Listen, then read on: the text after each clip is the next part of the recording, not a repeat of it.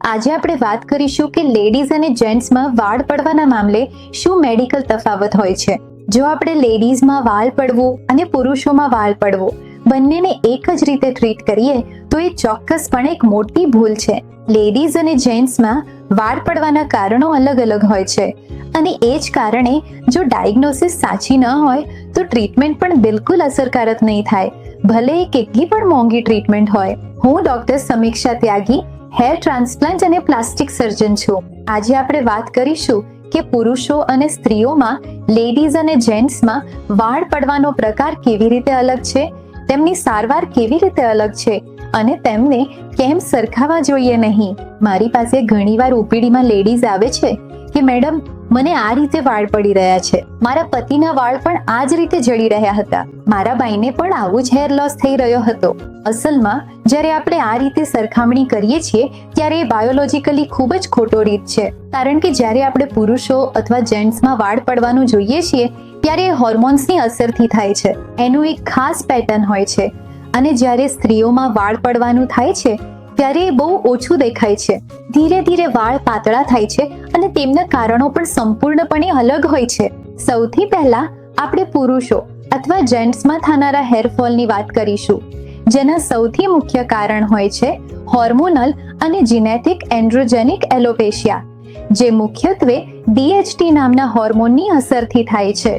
હવે આ DHT શું કરે છે? આ DHT તમારા વાળને ધીરે ધીરે પાતળા અને નાજુક બનાવે છે અને અંતે તમારા વાળની જડો એટલે કે વાળની મૂળ છે એ ગાયબ થઈ જાય છે. અને એ જ કારણથી પુરુષોમાં જે વાળ પડવાનું થાય છે એ ઘણીવાર હેરલાઇનથી શરૂ થાય છે. ઘણા વખતે ક્રાઉન પર પાતળા વાળ દેખાય છે અને એડવાન્સ સ્ટેજમાં તમને દેખાય છે કે બહુ મોટા વિસ્તારમાંથી વાળ ચાલી ગયા છે. પુરુષોમાં થતો વાળ પડવાનું સમસ્યા બહુ જ અનુમાન પાત્ર હોય છે. આ ધીરે ધીરે શરૂ થાય છે અને તેમાં આપણે એક નક્કી પેટર્ન પણ જોઈ શકીએ છીએ અને આને સરળતાથી ડાયગ્નોઝ કરી શકાય છે અને ડોક્ટર તરીકે તેના માટે ટ્રીટમેન્ટ પ્લાન બનાવવું પણ અમારા માટે બહુ સરળ હોય છે. જો આપણે મહિલાઓના વાળ પડવાની વાત કરીએ તો એ બહુ જ ઓછી વખત સીધી અને સ્પષ્ટ હોય છે. મહિલાઓમાં પડતા વાળ ક્યારે પણ પેચીસમાં નથી જતા. અક્સર મહિલાઓ આવીને કહે છે કે તેમને લાગે છે કે તેમના વાળ બહુ પાતળા થઈ ગયા છે. જ્યાંથી તેઓ પાર્ટિંગ કરે છે એ ભાગ ઘણો પહોળો થઈ ગયો છે અથવા ત્યાં પહોળાઈ આવી ગઈ છે. તેમના વાળની જાડાઈ અથવા પોનીટેલની જાડાઈ ઘણી ઓછી થઈ ગઈ છે અથવા કુલ વાળનું વોલ્યુમ ઘટી ગયું છે. મહિલાઓમાં મુખ્યત્વે હોર્મોનલ બદલાવ કે ખોરાક પીણાની કારણે કોઈ પોષણની ઉણપ થઈ હોય છે. ખૂબ વધારે તણાવનું સ્તર, થાઇરોઇડની સમસ્યાઓ અથવા PCOD જેવી સમસ્યાઓ, આવા અનેક કારણો હોય છે જેના કારણે વાળ ઝરે છે.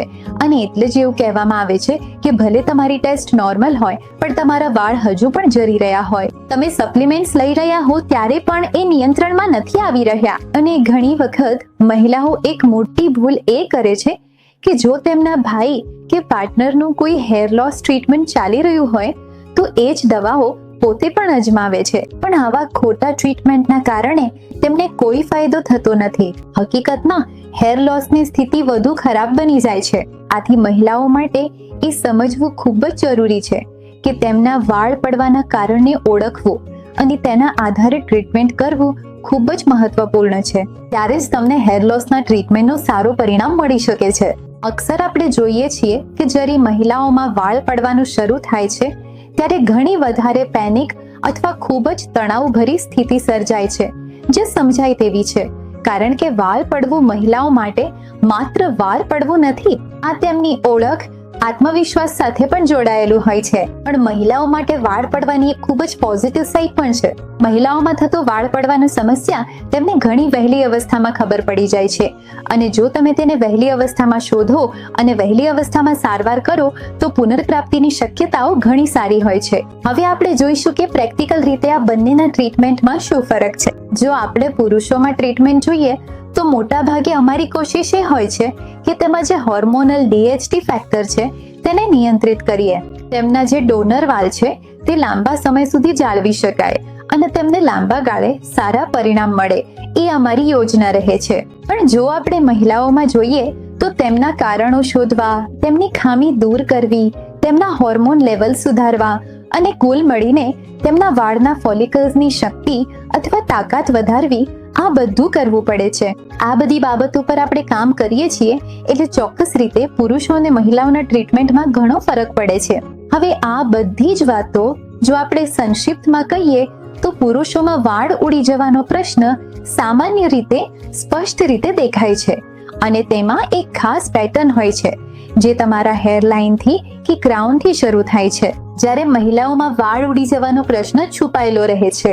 તમને ધીમે ધીમે વાળ પડતા રહેશે પણ તમને કોઈ ખાસ પેટર્ન દેખાશે નહીં. પુરુષોમાં વાળ ઉડી જવાનું મુખ્ય કારણ હોર્મોનલ હોય છે. મહિલાઓમાં વાળ ઉડી જવાના ઘણા કારણો હોઈ શકે છે. મહિલાઓમાં વાળ ઉડી જવાનો પ્રશ્ન યોગ્ય સારવારથી ખૂબ સારી રીતે સુધારી શકાય છે. જો આપણે બંને પ્રકારના વાળ ઉડી જવાને સરખાવીએ તો એ બહુ મોટી ભૂલ છે.